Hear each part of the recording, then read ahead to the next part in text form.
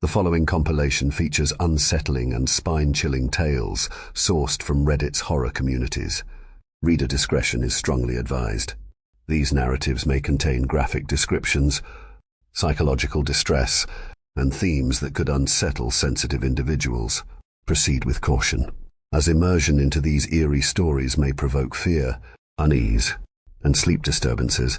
Enter this realm of Reddit's creepy horror stories at your own risk, as the line between reality and the macabre may blur within these chilling narratives.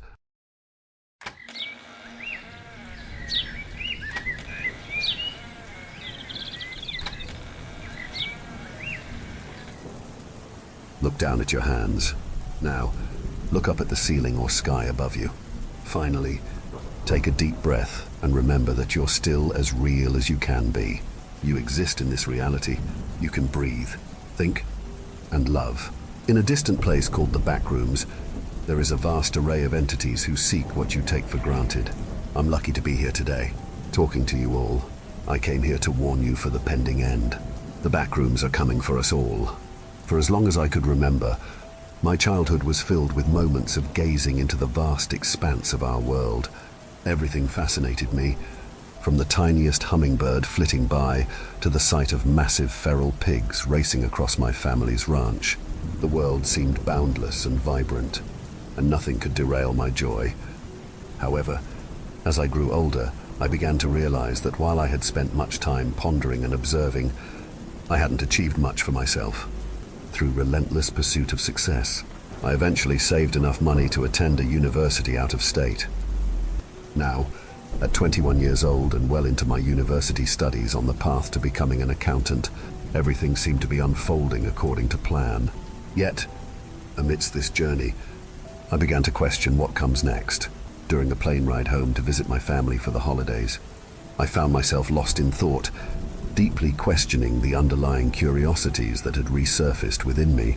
These thoughts and struggles seemed to assail me with the same intensity I had once worked to suppress. For hours on end, I grappled with the eternal battle within my psyche, feeling as though my own mind had become foreign territory. Despite the internal turmoil, I managed to conceal these inner struggles, maintaining composure until I finally arrived home to reunite with my family, who I hadn't seen in over 7 months.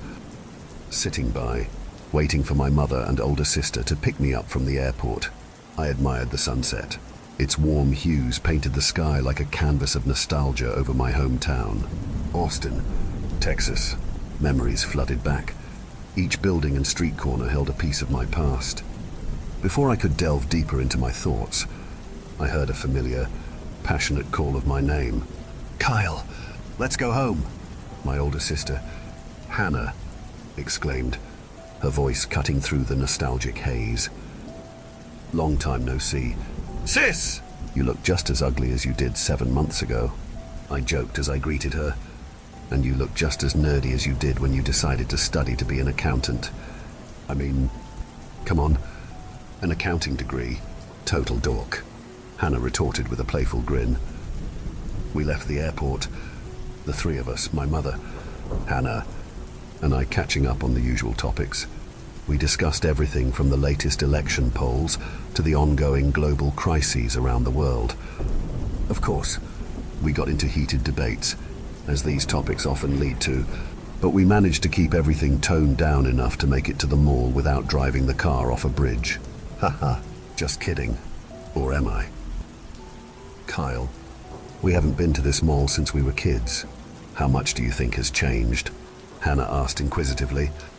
"I mean, after the early 2000s, they pushed to modernize everything.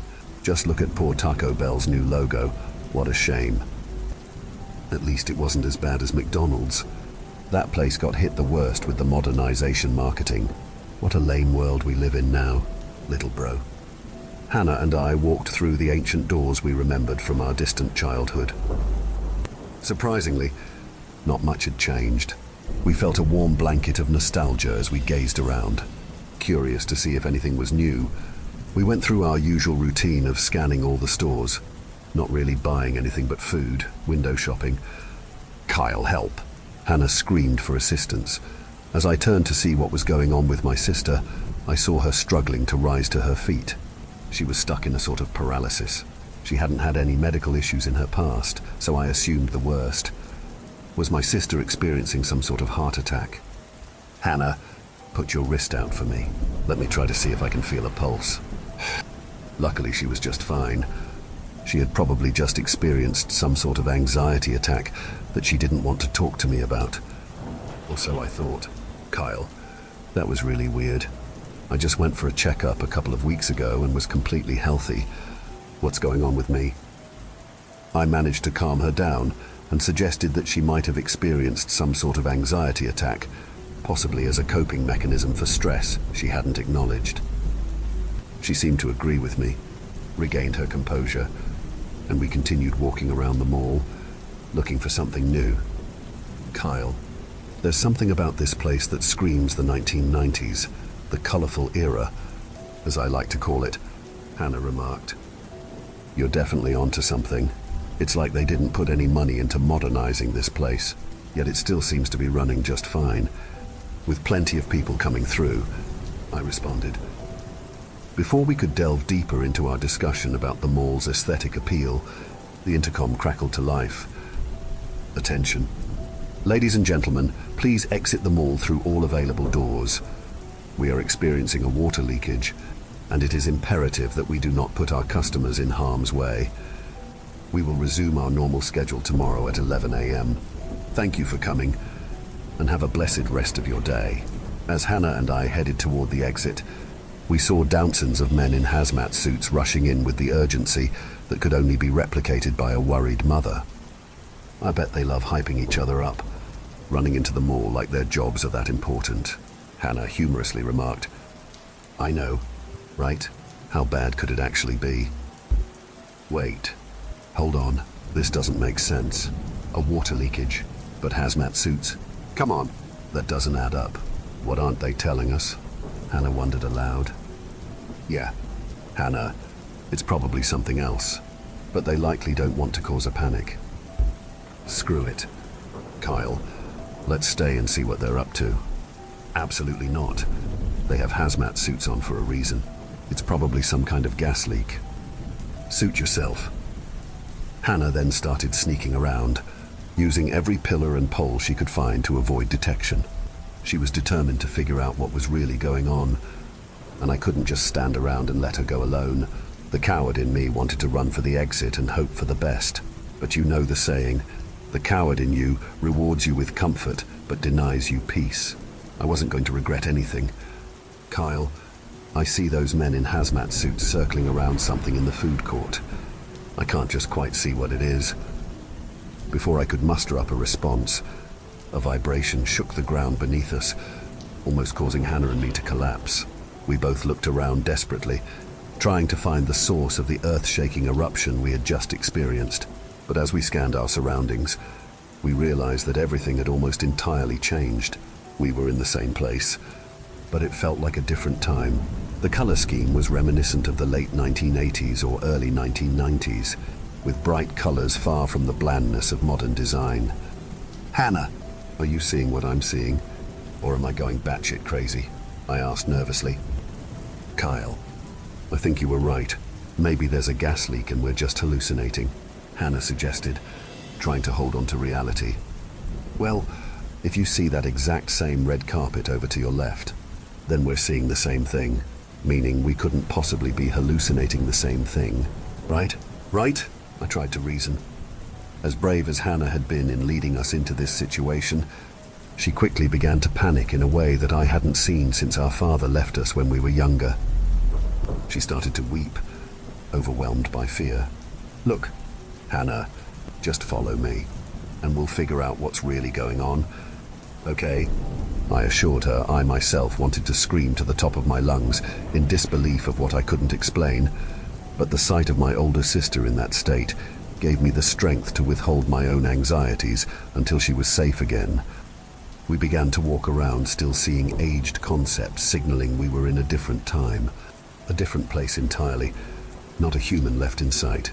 I kept assuring myself that I had passed out from a gas leakage, and this was all just a weird dream.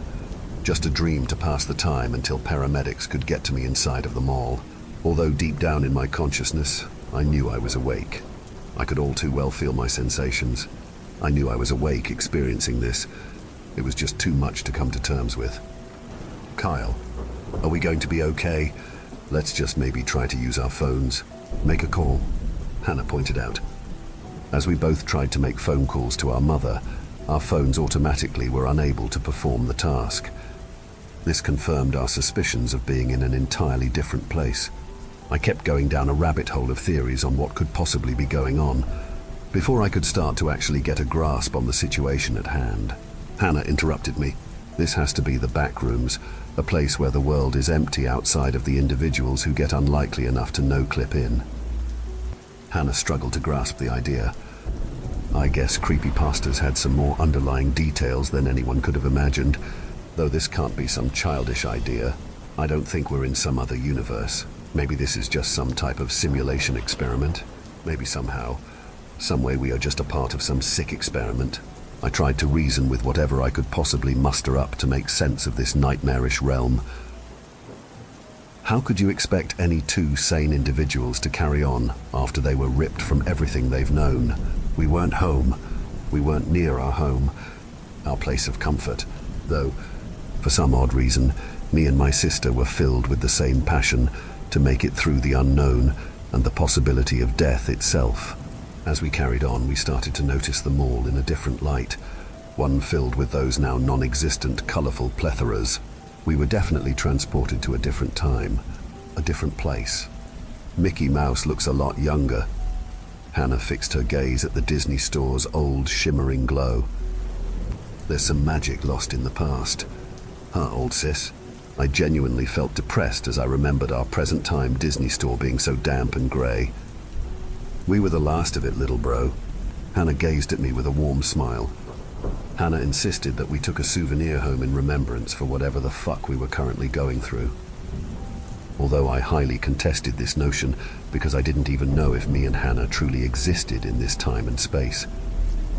I didn't want to keep questioning our situation, and I know she didn't too. All we had was each other, and it was best if we kept distracting ourselves from our pending end. Kyle, stop breathing so loud and just crouch down, Hannah anxiously demanded. At those words, adrenaline spiked through my system, sending vibrations through every fiber of my being. I looked in every direction, trying to detect a threat, but there was none. I gave Hannah a questioning look, and she responded, Kyle, don't freak out. But I swear I saw something moving inside the Disney store. It was subtle but noticeable. Just wait this out with me. We can't be the only ones here, right? I kept my gaze fixed on the entrance to the Disney store and began to notice subtle movements as well. Then, for what felt like minutes, there was nothing, no movement at all. Just as I signaled Hannah to follow my lead and leave the area, an eerie, slowed Mickey Mouse voice said, Hey everybody, it's me, Mickey Mouse. The voice was raspy and distorted, as if whatever entity was trying to replicate Mickey Mouse's friendly tone couldn't quite manage it. As Hannah and I tried to make sense of the unexpected outburst, a dark humanoid figure began rushing toward us. It was then that we realized it was a 2-foot disfigured version of Mickey Mouse, repeating his famous phrase, Hey everybody, it's me, Mickey Mouse! The voice sounded less and less human with each repetition. We were so paralyzed with fear and disgust that we couldn't even scream. It was as if we had reached a level of terror beyond the ability to cry out. We felt like we were on the brink of self-destruction. What would you have done? Tell me, because I hate remembering what that felt like. For many of you, this might seem like some kind of sick joke, but I assure you, what we experienced in that moment aged us 20 years from the sheer horror. We ran! We ran until we reached the escalators. As we were running up, Hannah tripped and fell a few steps down. I yelled and screamed for her to get up, but the overwhelming fear made me briefly black out. When I came to, I found Hannah struggling to carry me over her shoulder. She managed to find a Starbucks where we could take refuge. Although something seemed different about her, it was as if she somehow obtained a level of confidence that was alien in nature to who she truly is. Nonetheless, I appreciated her ability to keep calmer I could have in those moments. Hannah, we don't know exactly what's going on, but we've fallen into something, another realm of some sort, maybe the backrooms. Whatever happened, it doesn't matter now. There's a number one rule about falling into something. If there's a way in, there's a way out. I felt hope rising through my chest, filling me with confidence. We had to leave this place, and I wasn't going to let my mind succumb to the same void my body currently inhabited.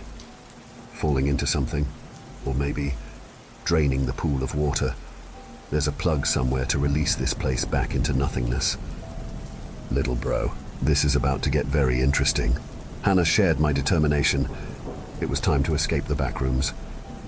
We made our way to the food court, searching for any possible escape. The food court, often the center of most malls and a significant attraction, seemed like a logical place to start. As we hurried around looking for clues to bring us back to our reality, something at the McDonald's caught my attention. An all too familiar voice spoke up. "We love to see you smile," said the one and only Ronald McDonald, rising from behind the counter with a charismatic tone. "We're kind of lost. Sir, is there any way you can help us get back home?" It was unsettling, but the only thing my brain could muster up in the presence of that clown was a request for help. Seriously, what was I thinking? Leave? What? You just came. Come on and stay. There's no rush. You have eternity to decide when you want to go back. Ronald McDonald still had that caring, characteristic voice, but his presence was eerie. He had been a childhood nightmare that I couldn't get over for a long time. "No. Listen, Mr. Ronald, we have to get home. We have very important people waiting for us on the other side," I struggled to say. "And I was important to all of you kids when I was younger, but now I'm just a distant memory, a past tale that you adults joke about." His tone shifted to one of genuine disdain. "Hey, listen, to me and my sister here, you've always been something we talked about from time to time. You never truly faded away. You live on in many adult memories, okay?" I hope to ease his apparent sadness. "You all aren't happy. None of you are. Just like me. You're trapped in your own independent realities, tormented by what used to be and what could have been. I don't think you'll be leaving anytime soon. You will stay with me and your sister over there." Hannah started to slowly crouch down, plotting an escape. "Look, Mr. Ronald, what could you possibly gain from us? Two young and foolish adults with nothing to offer?" I tried to reason with him. "It's not what you can offer me, it's what you can offer us all." As he spoke, dozens of entities, including Mickey, began to morph into tall, slender humanoid creatures, screaming in high-pitched tones. It was clear now that these beings were only masquerading as childhood mascots to lure us into a trap. They began emerging from every possible hiding spot, behind pillars, rising out of concession stands. It felt like Hannah and I had reached our last straw until a man's voice shouted, "Grab whatever you can to stop them, but don't move too far from your spot." Hannah and I turned to see one of the men we'd first seen rushing into the mall, now in a hazmat suit. He was armed with what appeared to be a military-grade weapon, an M16. We realized we weren't the only ones dragged into this nightmare. We grabbed whatever we could use as weapons and began to fight off the entities. We managed to daze a few and saw our new ally in the hazmat suit reduce many of them to chunks of goo. The food court erupted into chaos, with screams that felt like they could shatter windows from miles away. The entities seemed desperate, as if we were part of some plan to return them to their origins. Their screams weren't just out of anger, they were filled with desperation and fear. Like us, they wanted to become someone or something again, in a different time and place. But there was no time to ponder the fate of these beings. The unknown man in the hazmat suit created enough of a distraction to make an escape route possible. We ran as fast as we could and managed to hide in a janitor's closet with the unknown man. He removed his helmet and greeted us casually. "Hey, the name's Adrian. Sorry you got dragged into this, but we're working on an escape route. Just hang tight." Adrian spoke as if this was just another day on the job. He clearly had experience with this. "You're telling me there are more of you? First, where are we? Who are you? And am I fucking dead? I lost my cool at this point, hyperventilating and crying. At that moment, I wished I had never existed because existence felt far more terrifying than nothing at all. Kid, piece of advice. When you don't have any other choice but to be strong, do it or you'll for sure be dead. Okay? Adrian's voice sent a mellow sense of relief that I haven't felt yet in that god-forsaken realm. Whoever he was truly a character, one that needed to be studied for his ability to not give a fuck. You two need to listen up. We don't have much time. Okay? I'm not going to repeat myself. We technically don't exist right now. We've fallen into a parallel universe where what we consider souls inhabit, from our realm or another. It doesn't matter. They exist here. Every piece of land, place, or thing in this universe has its twisted copy, and we're standing in one of them. I'm not sure how entities get stuck here or why it happens, but if we don't return to our reality, we'll be erased. Not erased in the sense that no one will remember us, but in the sense that there will be no evidence of our disappearance. People won't know where we went or how to bring us back. My theory is that we'll eventually turn into one of those entities if we stick around too long. Adrian, you're saying the backrooms are real. Is this some kind of purgatory for souls? Or maybe a holding place for judgment? Some religious theories might help us understand, Hannah said with a hopeful smile. Always good at seeing the bright side of things. There's a lot more to my company and humanity as a whole that I can't delve into right now due to our limited time. Let's just say there are many key components missing in that broad statement of mine. Just remember, your objective is to leave this place and forget it as it is. If I don't make it out with you, prioritize forgetting you were ever here. There is a way out. Kids, it's called the point of singularity. Think of a black hole and how everything folds into it, vanishing into who knows what, basically leading to another point in space and time. I'm not saying there's a literal black hole here, but there's a point where we could potentially fall back into our universe. Where would this singularity point be? I asked, determined to make it my mission to leave. Unfortunately, this is the hard part. We're currently in a complex that's around 400,000 square feet. We need to find the singular space or area in this mall that radiates the most nostalgic, vibrant colors, essentially, the most active part of this purgatory. What happens if we get killed by one of those entities? Or worse, captured? Hannah asked instinctively. Honey, focus on the goal. Like I told your brother, when you're in trouble, you're in trouble. There's no time for anxiety. Hannah, Kyle, follow me slowly and quietly as we exit our hiding place. We need to enter the main hallway, moving cautiously to find the most vibrant part of this mall. Whatever you do, don't scream. It will only attract more of them. Keep your eyes on the prize, freedom. We slowly emerged from our hiding spot and began making our way down the hallway, carefully observing our surroundings. This was the endgame we faced, finding the most vibrant atmosphere in the mall. Something is alluring about this place. Punch me if I'm crazy, but a part of me doesn't want to leave. Something feels so warm inside. Something that I've been missing for some time. I said casually without thinking too deeply about it. Adrian then quickly turned around, tackling me to the ground, restraining my hands and legs. I couldn't help but scream out for help, hoping my sister would come to my defense. And as expected, she quickly jumped on top of Adrian's back, punching him with all of the force her little frame could possibly muster up. Hannah, stop. Your brother is drifting away. I've seen this before. We have no choice but to restrain him. If you love your brother, help me do this before he loses his mind and decides to stay here, engulfed by whatever this place is. Their arguing was a blur to me. I felt trapped in a state of consciousness where I could only grasp one thing: warmth. I needed it. No one was going to stop me. This place had finally provided me with what I needed to fill the gaping hole in my soul. A bright melody started playing nearby, and I rose to my feet, running towards it with a passion and desire beyond words.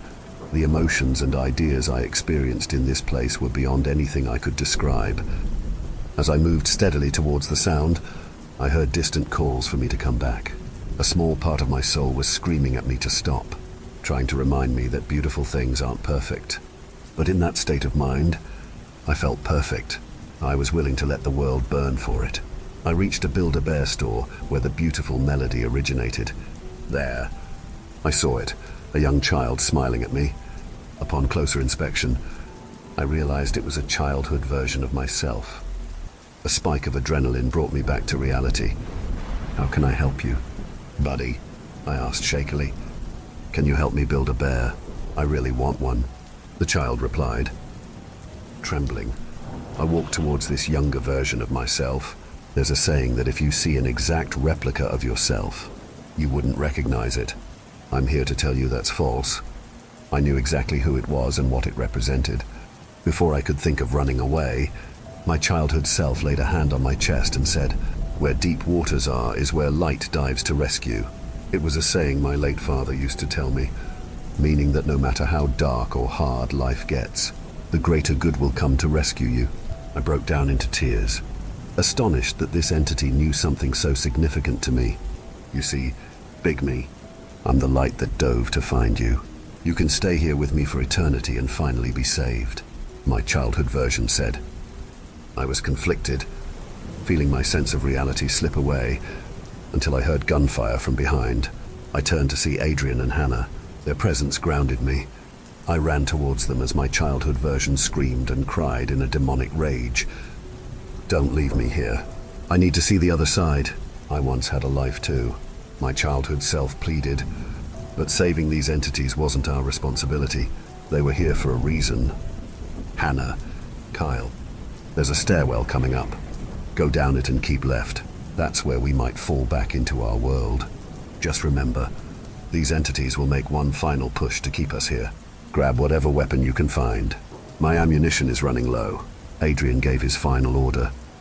As Hannah and I approached the epicenter of this world, we saw hundreds of thousands of entities screaming at us to stay and enjoy the paradise they had created.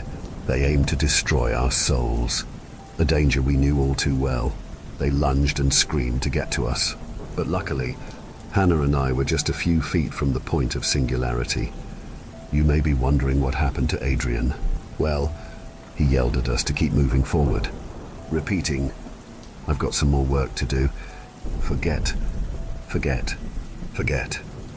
As he had mentioned earlier, he wanted us to forget ever coming to this hellish dimension. He knew that we didn't belong in his world of chaos and mystery. Adrian is a man who bore the burden of saving 2 young adults from becoming trapped entities in a dimension that can only be described as the backrooms. I will forever thank him for his help, though I need it now more than ever. Hannah and I woke up in a hospital room surrounded by our mother, who was crying, saying we had been exposed to chemical poisoning from a gas leak inside the mall. Hannah and I shared a knowing look, understanding all too well what had truly occurred. That night, we went home and discussed our experience in the backrooms.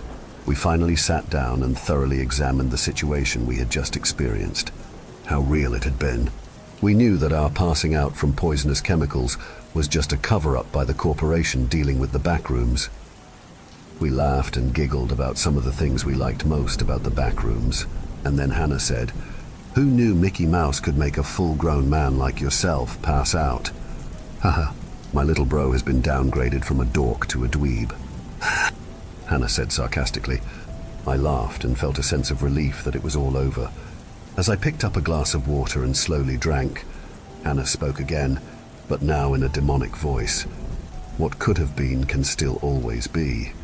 What should be now is still here. Don't forget where you're gonna stay." She, or it, then walked away with a grin that could only be described as euphoric satisfaction in itself. I ran to my room trying to put this puzzle piece together. How could I or Adrian not have known that Hannah got drifted away, replaced by a masquerading entity? She helped me escape my own nightmarish state. I physically saw her fall right back into our home dimension. Then it hit me. I had passed out for a brief period of time, waking up in a Starbucks hiding with Hannah. In that brief period of time, she must have lost her free will and decided to allow herself to get mimicked to the touch, allowing this imposter to take control over my sister's image. I write to you now, hoping and praying someone can help me navigate through this situation. I'm desperately gasping for air every few seconds. I'm not free, I'm trapped by the idea that my sister is still in a faraway land, alone and scared, or, worse yet, dead. I can't fathom that idea. Help me. I don't know what followed me back home, but it's been knocking at my door all night. I might not make it past tonight, so I write to warn you all. The backrooms and all of its entities are coming for us all.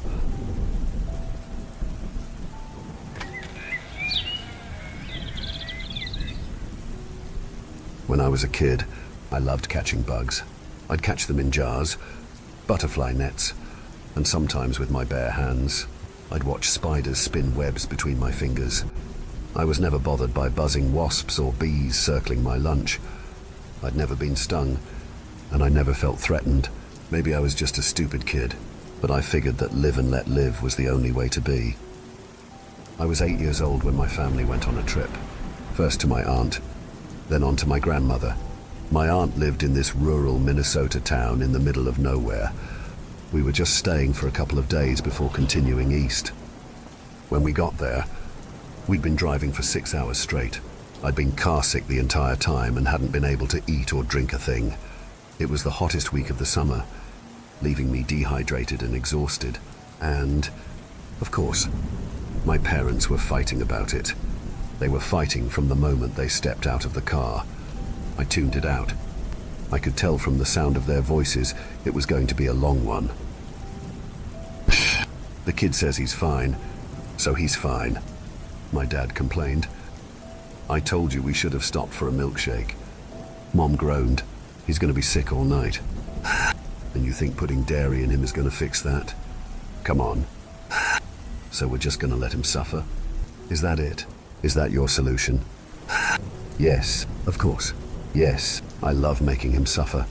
That's the best thing. I love it so much. It kept going back and forth.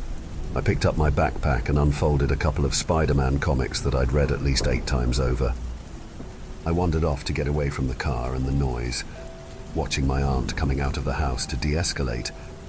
I plopped down on a rock in the backyard, letting my stomach settle. I'd always hated cars, and being stuck in one on a hot summer's day for 6 hours, it was torture. As the sounds of nature washed over me, I started to feel like a person again. A breeze in the wind, a faint flutter of birds. They sang different songs out there. Diving back into the adventures of Miles Morales, I heard the familiar buzz of an insect. Looking up, I saw something I'd never seen before. Now, this was a long time ago, but I'll never forget it. It looked like a wasp, but had much more prominent antennae and a bigger abdomen. And the color, it wasn't yellow, it was a bright red. It had landed on one of my aunt's blue garden sunflowers, making the colors clash. I'd never seen an insect like it before. Looking back at my parents' car, I knew I had a jar or two hidden away there for just such an occasion. I was gonna catch it. Then again, I didn't want to risk losing sight of this thing. So I did what I'd always done when I saw something I wanted to catch. I used my hands.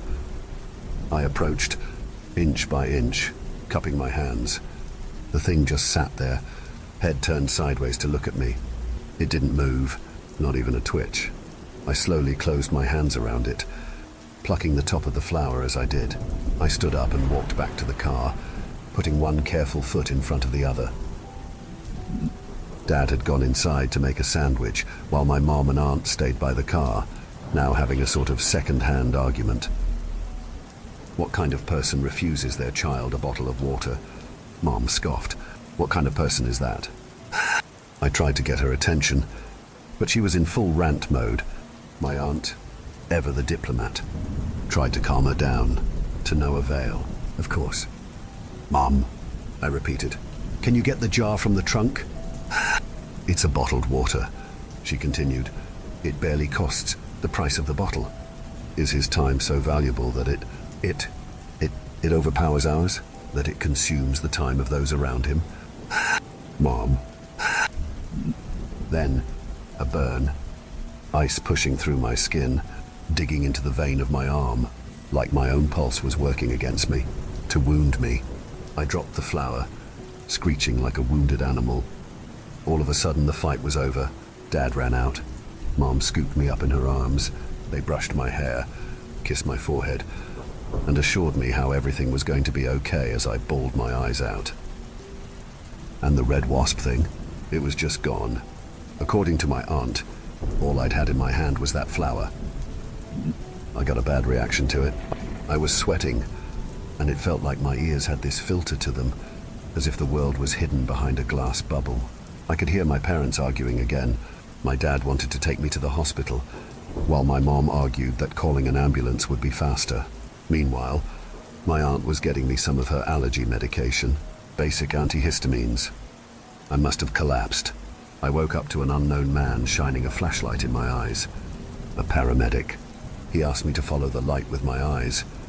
I did, but the moment I tried to move my head, I got this ache in my neck.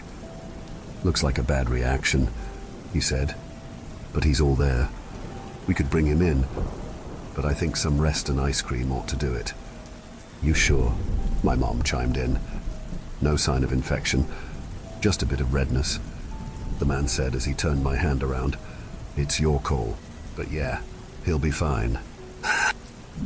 Neither of my parents were convinced, but they couldn't decide on what to do, so they just went with his recommendation. My aunt tucked me in right there on the couch, putting on an X-Men movie for me to watch in the background. They spoiled me with ice cream and did me the courtesy of keeping their arguments short and hushed. Later that night, the house was silent. Whatever had gone through me had passed, and I was left wide awake in a sleeping house. My aunt slept on a futon down the hall while my parents stayed in her bedroom. I tried to work the remote to put the movie back on mute, but I couldn't get it to work. So once again, I resorted to reading my comics. I counted the seconds, hearing the tick-tocking of a clock from the kitchen. There was some light coming in from a large window to my left. It wasn't a great view or anything, just flat farmland for as far as the eye could see. I settled in for a long and boring night, hoping I could fall back asleep sooner rather than later.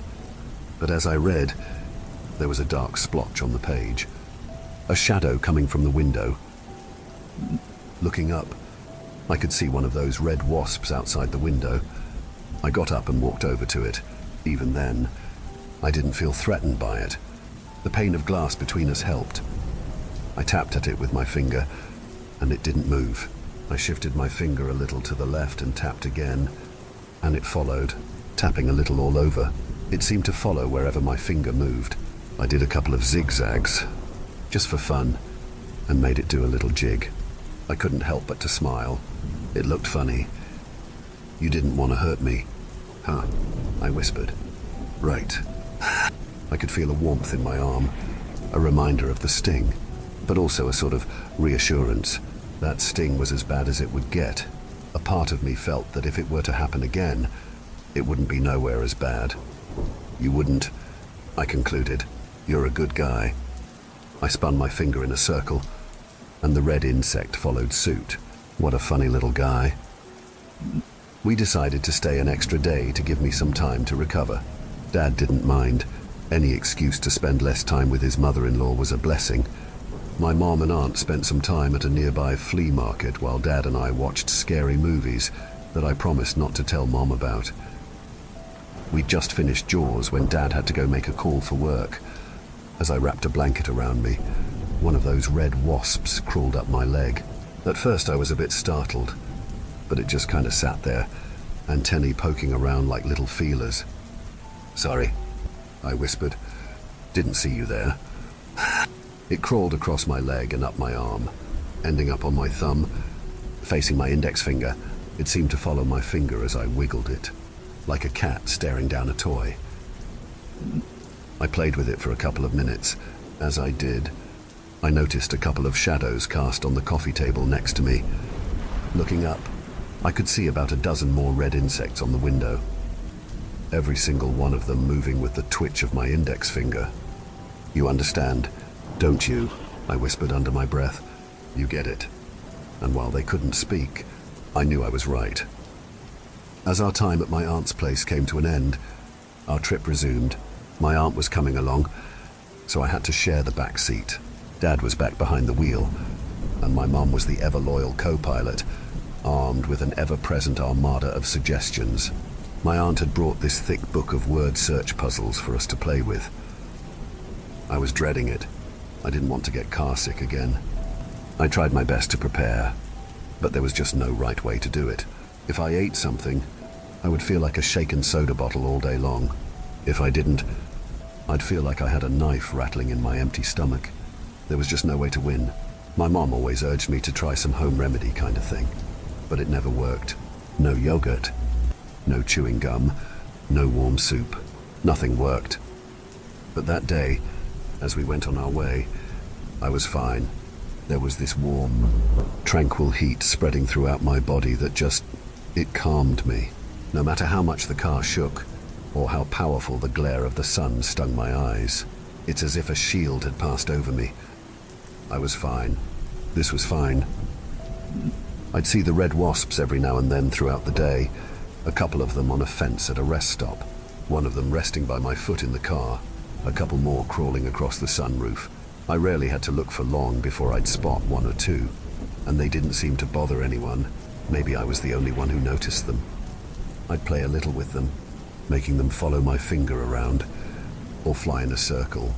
It's as if there was a sort of quiet understanding between us. And without the constant car sickness, I was in a better mood than usual. It seemed to spread to everyone in the car.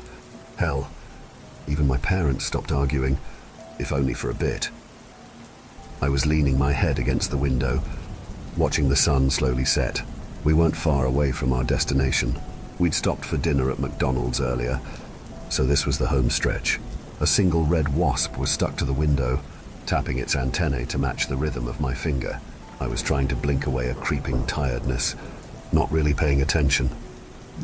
As we slowed down for a four-way stop, something jolted me awake, a feeling asking me to take a closer look out the window.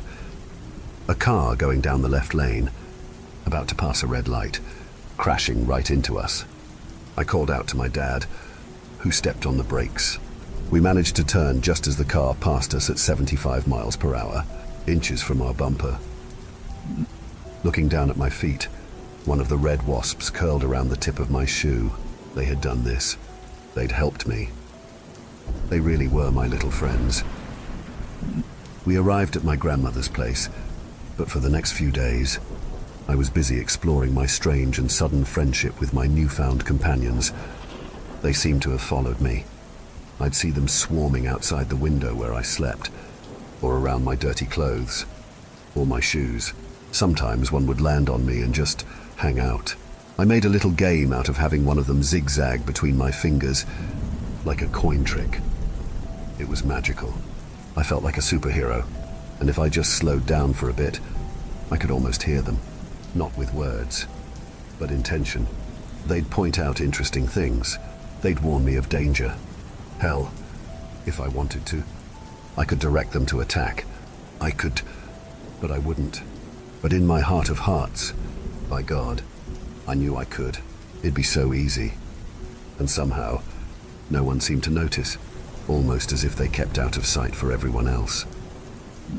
It all came to a point when I was out walking with my mom.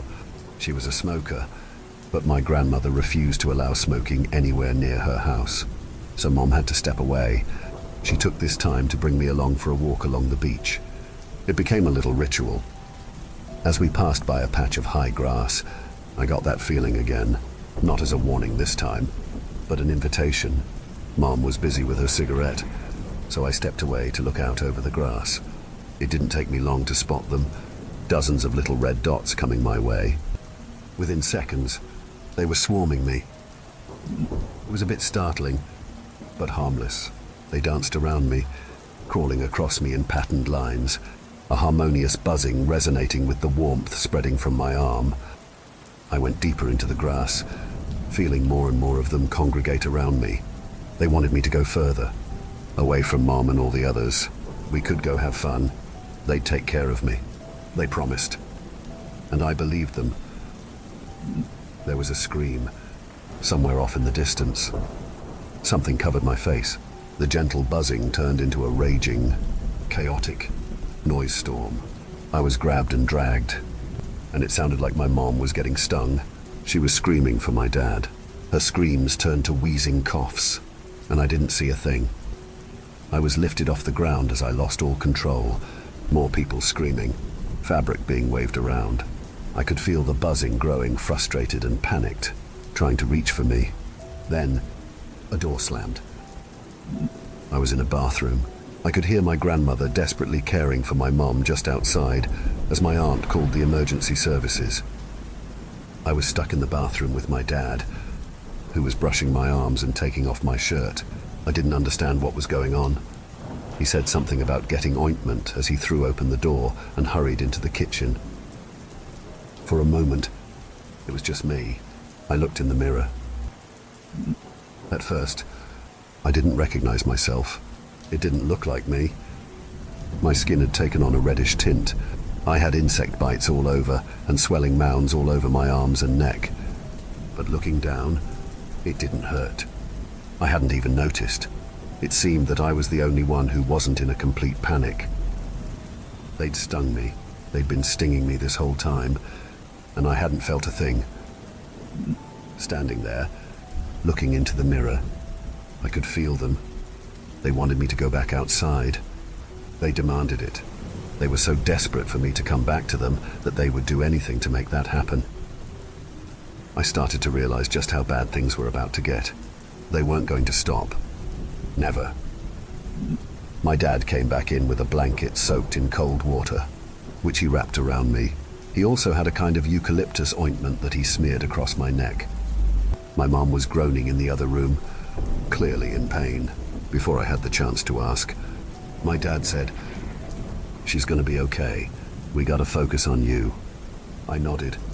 As I did, I could hear my aunt yelling. Before I realized what she was saying, my dad closed the bathroom door and tried to cover the cracks with towels. I could hear little buzzing taps against the door. I could feel how desperate they were, how angry they were.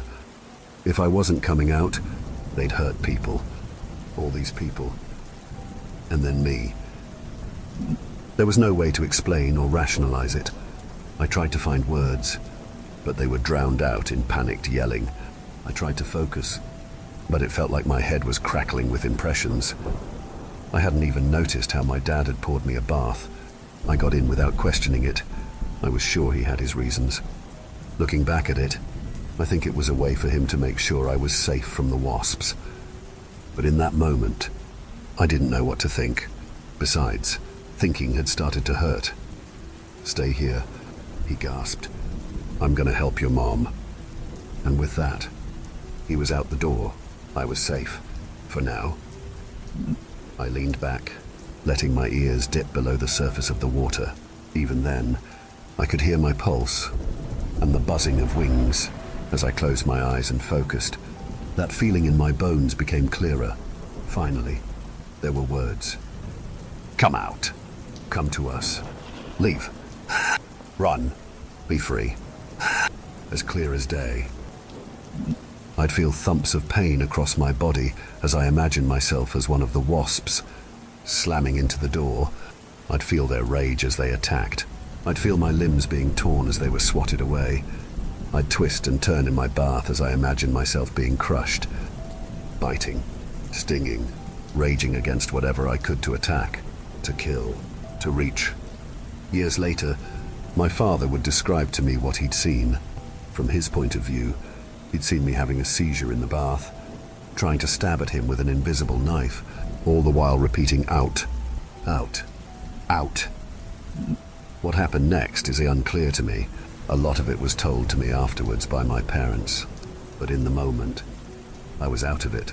The ambulance couldn't get to us, so they had to drive me to the hospital. Dad rolled me up in a bathrobe, hurried out to the car, and got me in the back seat. My mom had been stung about a dozen times, but it wasn't life-threatening. Still, she needed to get checked out as well. That ride to the hospital could have gone either way. All I remember is blinking in and out of consciousness. The strangest little details, like the feel of the car seat texture rubbing against my legs, the smell of cigarettes on my mom's breath, my aunt's hairspray, and the color of my grandmother's painted nails. All of it mixed with sparks of something else. my head getting crushed against the windshield, the pain in my limbs as I tried to hang on to the side of the car. Things that obviously weren't happening, but in a way they were. I was experiencing some other strange symptoms. I was sweating something that can best be described as a mild adhesive. My eyes were swelling, pressing against my skull. My tongue had turned a sudden white, and my veins were so discolored you could see the blood pump through them. I don't remember being admitted to the hospital. I don't remember being put on a ventilator or being given allergy shots. And still, just like that night at my aunt's house, I woke up somewhere in the middle of the night. I remember a terrible ache and an itch in my eyes. It was a dark room where my mom and dad were huddled up in the corner. They were out cold, probably exhausted from the whole ordeal. But there was someone else in the room too. Not my aunt or grandmother. The large thing, the other. It was standing by the door. The warmth I'd felt was almost gone, but what little I had left in me had a direct connection to it. A thread connecting it to me. It looked like a person in a sort of coat, but I knew it wasn't. It was pretending. This was not human. In the brief glimpses of understanding that we shared, I saw fields of maggots raising an entire countryside, laying waste to corn, cotton, rye, wheat, everything and anything. Creatures growing in meat, like seeds in the soil. Lines of hundreds of people, baking in the sun, ready to burst with ravenous life. Screams in the night, stopping suddenly, as a sickeningly sweet smell filled my senses. The thing came closer. It was asking me to accept. It was a threat, a promise, and an expression of adoration, all at once. We could be friends, best friends. It'd been like me. Before I even knew what to think, it was all silent. What little warmth I'd had left in me was gone. Two pale orbs reflected the blinking lights from the machine that kept me breathing, as unconsciousness took me away. A final thought, sadness. It took me months to recover. I had strange allergic reactions to seemingly random things for weeks on end. One day it'd be peanuts. The next day it'd be peaches or common soap. I'd get rashes. Parts of my hair would fall out. They'd have to extract these inch-long stingers from my arms and slather me with disinfectant. But over time, it all went away. I think the only thing that stuck around was an allergy that my mom contracted to tobacco smoke. Or maybe she just began associating smoking with the most stressful day of her life. Either way, she quit cold turkey.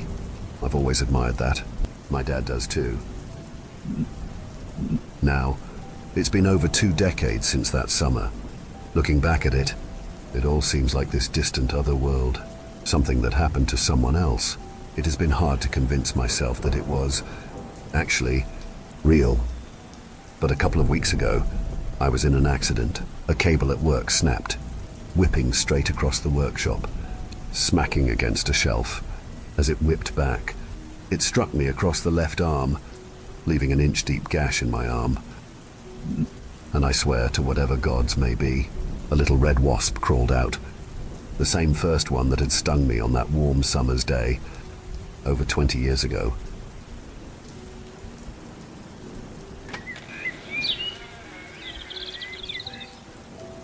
I have never been a person who's kept many close relationships. It's never been my nature to let people into my life. I've always taken stock in being an observer, getting to know people from a distance. This trait is what led me to become so enmeshed in Monica's life. Monica Stevens and her husband Dylan were my neighbors and my landlords at my new apartment.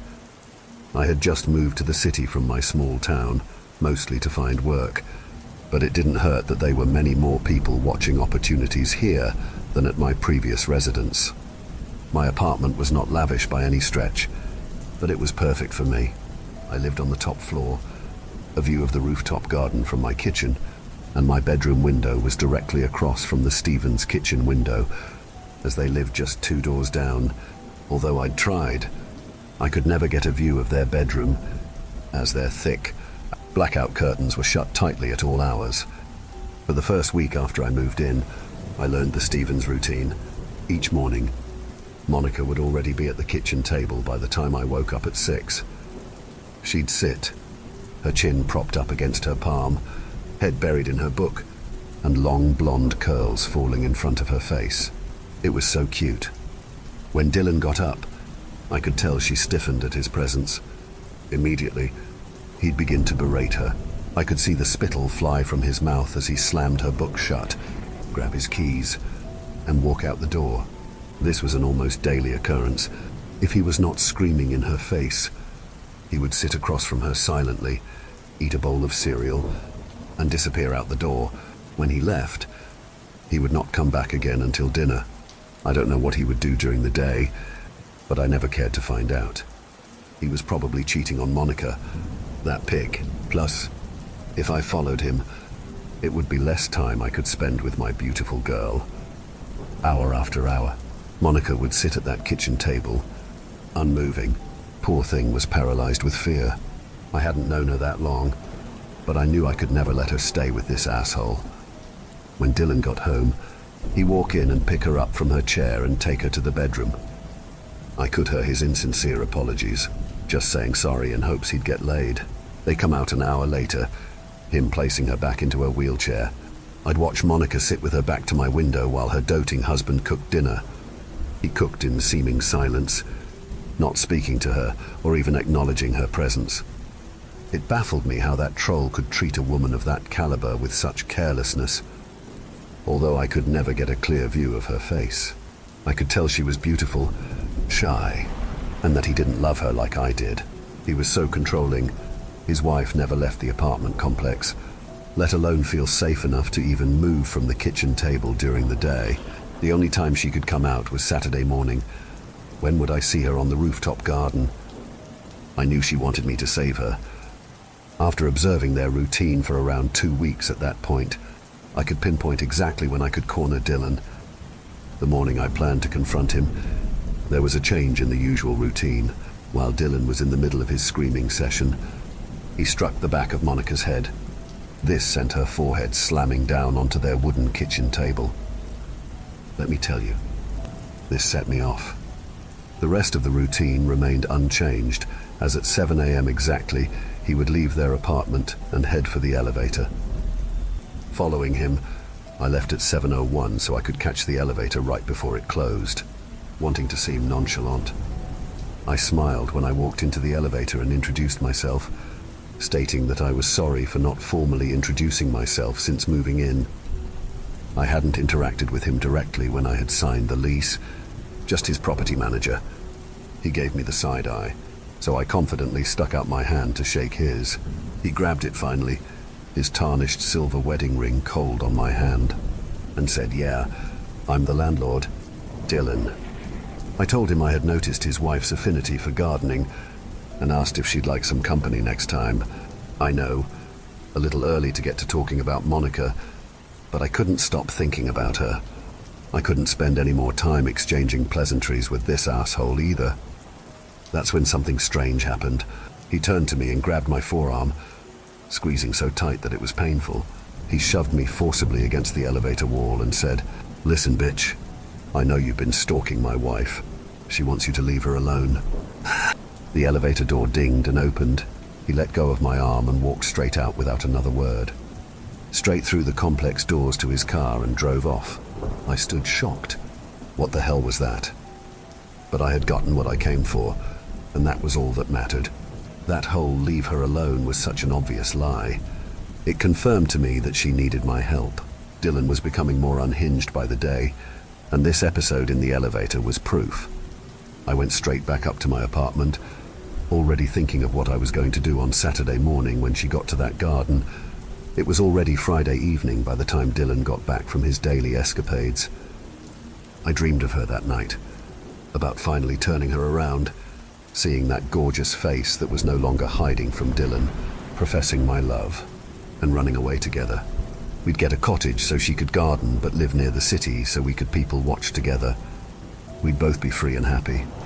Saturday morning came, and I woke up early to prepare my things. When Dylan woke up, he went immediately to find Monica in the kitchen. He lit into her first thing. It was too muffled to hear exactly what he was saying. but loud enough that I could hear through their closed window.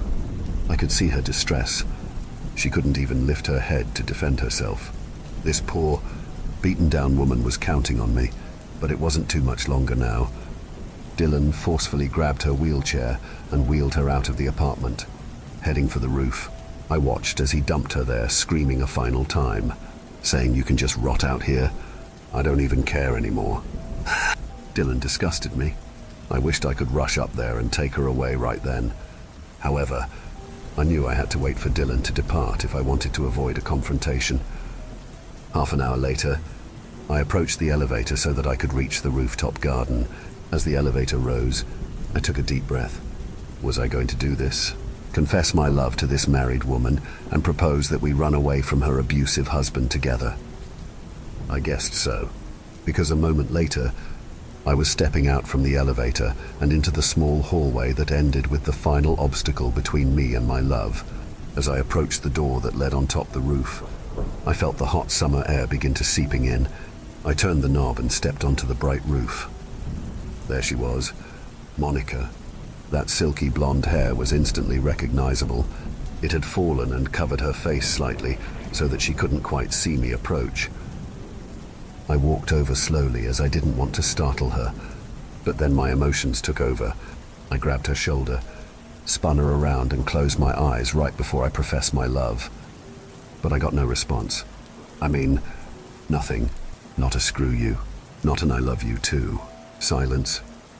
I opened my eyes, expecting to meet the eyes of a beautiful woman. Instead, I gagged. She had no eyes.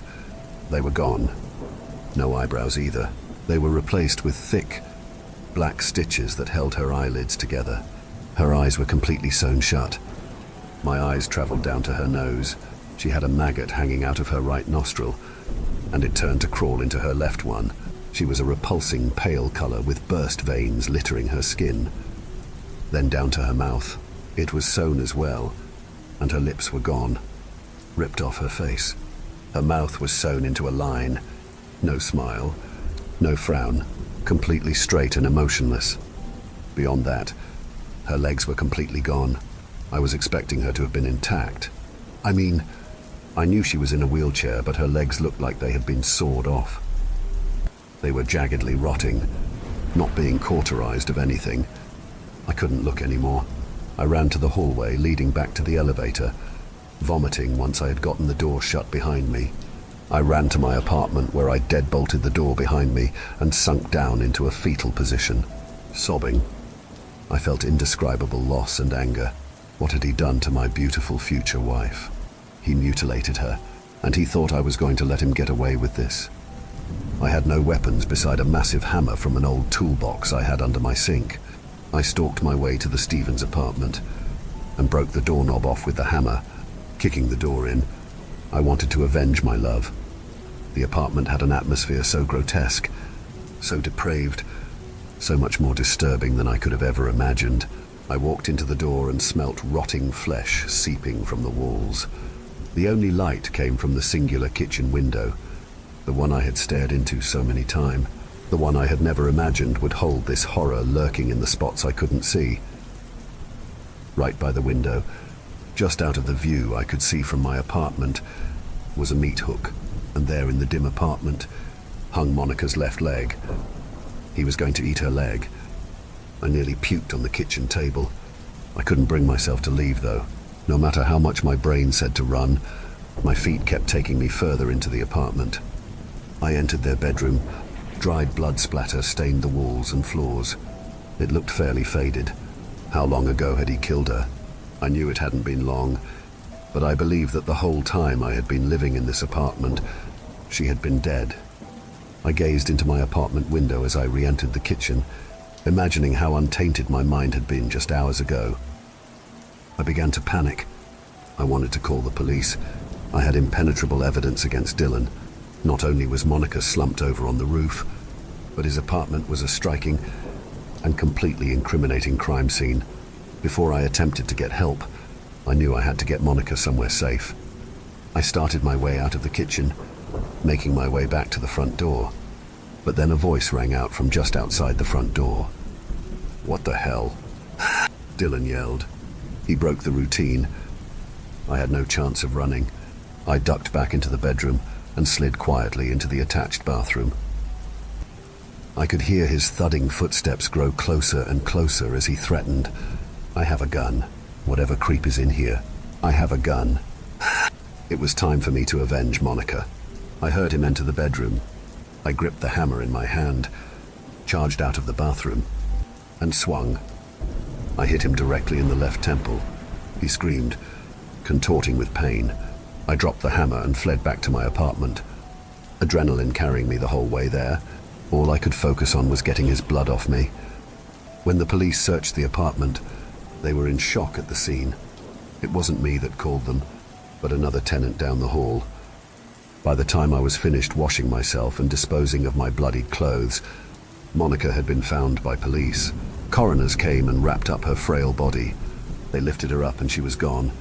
I didn't even get to say goodbye. 2 days later, I went to her closed casket funeral. It was a fairly publicized affair, being how brutally tortured she had been. I stood in the back, and after the burial, I left. My car packed with everything I owned. I left the city. I still dream of her, of dancing in the kitchen, of how our lives could have been, of her beautiful sewn face. Monica, you're going to love my new place. It's the cottage we've always wanted. I can't wait to pick you up soon. See you then.